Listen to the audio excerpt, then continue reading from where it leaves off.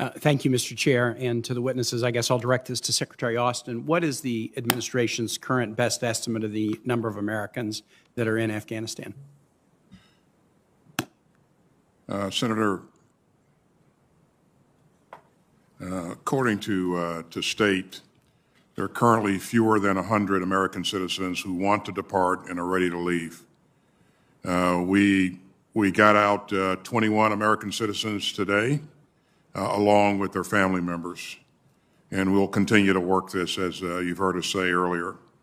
The numbers fluctuate daily, and because more people come to light as time goes by and they see opportunities to safely leave. And so this has been a dynamic process, but again, we will stay focused on this. I understand that. I'm aware that you've had success in getting Americans out because I've advocated on behalf of some of them, and I've seen the results of your effort, and I know you will continue that. If I remember correctly, there started to be communiques to Americans in Afghanistan that they might possibly consider returning to the United States as early as March. Is that correct? I don't have knowledge of those communiques. I think that may be from a foreign relations, State Department standpoint. Obviously, you can't bring folks home who don't want to come home, but the number that you're currently looking at, and I understand that it changes, who want to come home is now less than 100, and I trust that you'll continue to be diligent about that. To the question that I posed in my first round of questions, and General McKenzie, I'd like to start with you. All three of you are leaders, but you also have on-the-ground experience, and I know you have a deep connection to Afghanistan and people that you fought together with and your partners and colleagues there, as well as the Americans who sacrificed so bravely. And for the purposes of the committee, we really want to dig into this question about why did the security force and government fail so quickly, because it bears upon future train and assist efforts or future humanitarian efforts. Beginning with you, General McKenzie, what are your own thoughts about the speed of the collapse of both the military and civilian government? So, Senator, I believe that the collapse of the military and the government are completely linked. You can't consider one without looking at the other. And I believe probably the primary accelerant to, I'll take the military side first, the primary accelerant to lowering morale and general efficiency of the Afghan military was what they saw coming in the heels of the Doha Agreement, what they believe was forced upon them.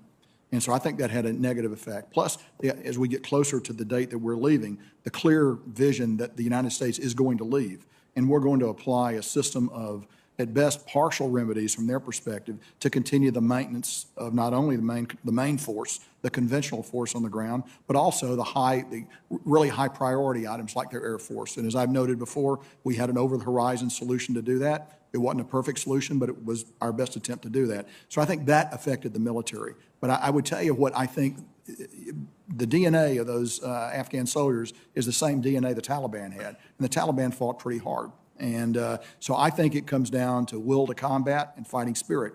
And I think that's where you get the link to the government of Afghanistan. And when your president leaves suddenly in the middle of a campaign for the capital, I think that finishes any chance at all you might have had of making a stand there. And that wasn't, and there were signals before then of disaffection and fractures in the Afghan government. Probably better people than me to talk about that. But I think all those came together and had a very powerful negative synergy towards the end. And this is not new. We've been able to see it for years. But Senator, the one point I would make is this is not inherently a military problem. Mm-hmm.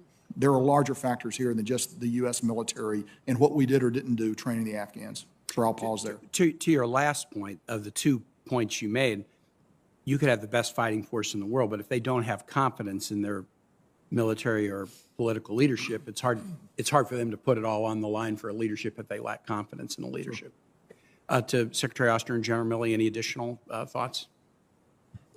The 3 choices that you laid out for us your questions were, was it because of insufficient training? Was it because the troops were demoralized, or was it because we wanted things for them more than they wanted it for themselves?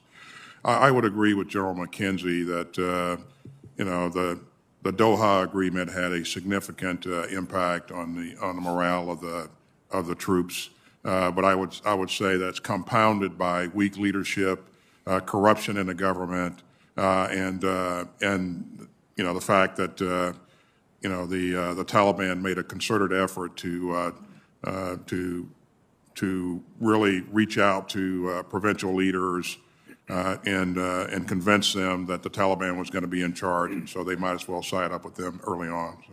My time has expired. I yield back. Thank you. Thank you, Senator Kaine. Senator Cotton, please.